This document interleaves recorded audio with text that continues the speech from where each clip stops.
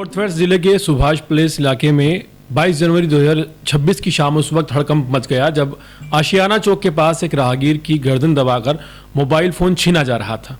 लेकिन बदमाश अपने मंसूबों में कामयाब होते उससे पहले ही मौके पर गश्त कर रहे दिल्ली पुलिस के जवान अचानक वहां पहुंचे। पुलिस ने बिना देर किए त्वरित कार्रवाई की और दोनों आरोपियों को रंगे हाथों दबोच लिया।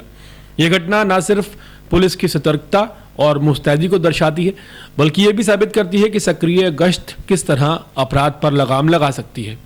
आमतौर पर पुलिस आरोपियों के चेहरे सार्वजनिक नहीं करती, लेकिन इस मामले में माना जा रहा है कि आरोपियों की तस्वीरें इसलिए सामने आई हैं ताकि जनता इन लोगों से सतर्क रहे और ऐसे अपराधियों को पहचान कर समय रहते पुलिस को सूचना दे सके। राजधानी दिल्ली में बढ़ती लूट और स्नैचिंग की घटनाओं के बीच उत्तर पश्चिमी जिले की पुलिस को बड़ी कामयाबी हाथ लगी।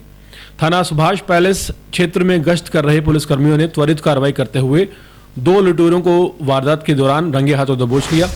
आरोपियों के कब्जे से शिकायतकर्ता का लूटा हुआ मोबाइल फोन भी उसी टाइम बरामद कर लिया गया। घटना दरअसल 22 जनवरी 2026 की है। शाम के समय थाना सुभाष पैलेस का गश्त स्टाफ पेट्रोलिंग कर रहा था और संदिग्ध गतिविधियों पर नजर बनाए हुआ था।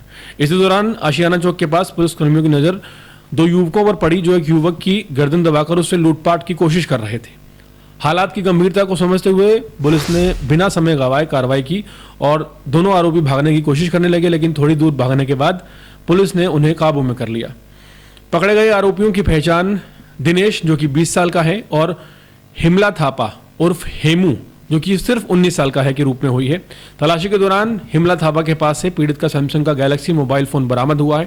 पूछताछ में दोनों ने इस बात को स्वीकार किया है कि वो आसान पैसा कमाने के लालच में लूट की वारदात को अंजाम दे रहे थे और सुनसान इलाकों में पैदल चलने वाले लोगों को निशाना बना रहे थे। इसी दौरान पीड़ित देवेंद्र कुशवाहा भी मौके पर पहुंचा। उसने पुलिस को बताया कि वो अग्रवाल सिटी मॉल में पैदल अपने घर पीतमपुरा की तरफ लौट रहा था। जैसे ही वो IDPL अपार्टमेंट के पास पहुंचा, 2 युवक उसके पास आए। एक आरोपी ने पीछे से उसकी गर्दन पकड़कर दबा दी, जबकि दूसरे ने उसकी जेब से मोबाइल फोन निकाल लिया।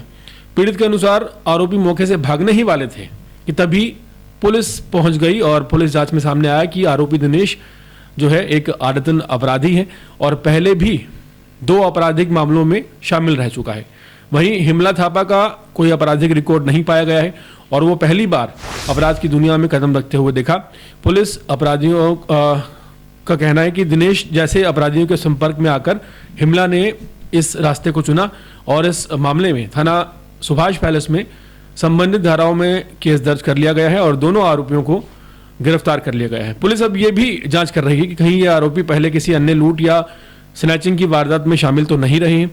पुलिस अधिकारियों ने आम जनता से अपील की है कि देर रात और सुनसान इलाकों में सतर्क रहें और किसी भी संदिग्ध गतिविधि की सूचना मिलने पर पुलिस को सूचित करें।